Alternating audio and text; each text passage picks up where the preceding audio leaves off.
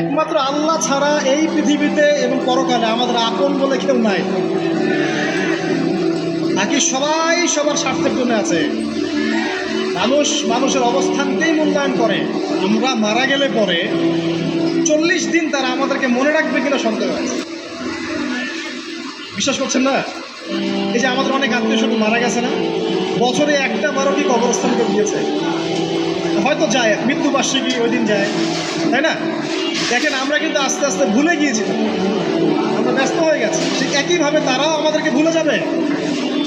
এই জন্যে আমি বারবার আপনাদেরকে মনে করে একটা কথা, আমার জীবন থেকে উপলব্ধি করি একটা কথা, যে একমাত্র আল্লাহ ছাড়া এই পৃথিবীতে এবং পরকালে আমাদের আপন বলে কেউ নাই। বাকি সবাই সবার স্বার্থের জন্য আছে।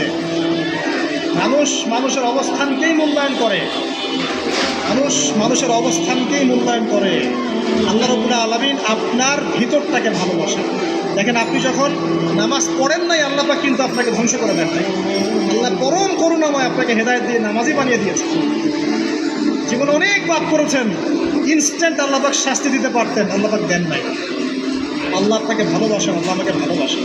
আল্লাহ পাকের এই ভালোবাসার ঋণটা শোধ করার জন্য হলেও নামাজি হয়ে যান, আল্লাহর পথে ফিরে আসেন, দিনের জন্য কিছু করেন, দিনের ফিকির করেন, পড়াশোনা করেন।